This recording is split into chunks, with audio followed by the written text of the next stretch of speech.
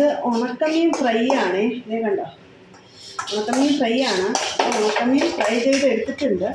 ഇതിലൊരു ടിപ്സ് കാണിക്കാനാണ് ഞാൻ പറഞ്ഞത്. അപ്പോൾ നമ്മൾ ഉണക്കമീൻ ഫ്രൈ ചെയ്യുമ്പോൾ ഇതിൽ കുറച്ച് ഓയിൽ ബാലൻസ് വരും, മസാലയൊക്കെ കൂടെ ചേർന്നിട്ട്.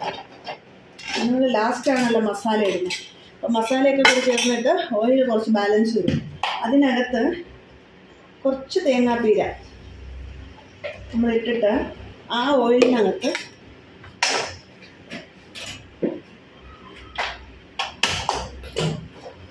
നമ്മളൊന്ന് ഫ്രൈ ചെയ്തെടുക്കുവാണെങ്കിൽ ഓയിലും വേസ്റ്റ് ആവത്തില്ല. നിങ്ങൾക്ക് വേണമെങ്കിൽ ഇതിൽ സവാള അരിഞ്ഞിടാം കേട്ടോ.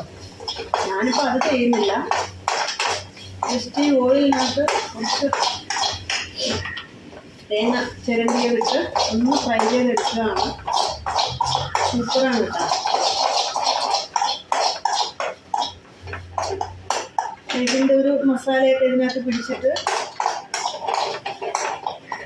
നമുക്ക് ഈ ഓയിൽ വേസ്റ്റ് ആകാതിരിക്കാനും കൂടെയുള്ള ടിപ്സും കൂടെയാണ്.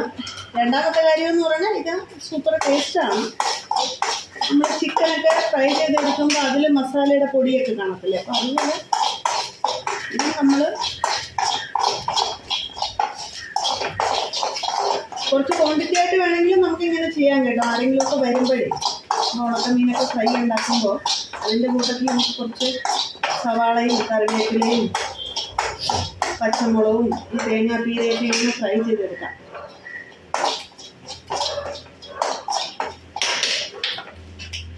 അല്ലേ, ഇപ്പോൾ ഫ്രൈ ആയിട്ടുണ്ട്. ഇതിന് നമുക്കിനി നമ്മുടെ പാത്രത്തിലേക്ക് ചേർക്കാം. ഇതിൻ്റെ ഒരു സൈഡിൽ ഇങ്ങനെ കട്ടി വെച്ചിരുന്നാൽ ചോറ് കഴിക്കുമ്പോൾ ഒക്കെ ഭയങ്കര. ഇനി ഇതിനകത്ത് ഒരല്പം ചോറ് ഇട്ടിട്ട് വേണമെങ്കിൽ നമുക്ക് കഴിക്കാം കേട്ടോ.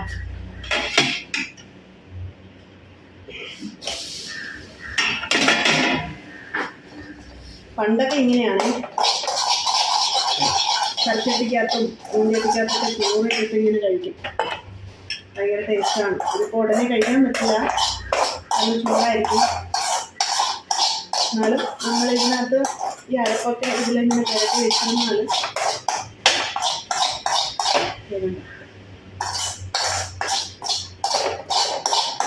ഇന്നത്തെ കാലത്ത് ഇങ്ങനെയൊന്നും ആരും കഴിക്കുന്നില്ല കേട്ടോ. ഇങ്ങനെയൊക്കെ കഴിക്കുമ്പോൾ അയ്യോ ഇതൊക്കെ മോശം, ഇങ്ങനെ കഴിക്കാൻ പാടില്ല എന്ന്.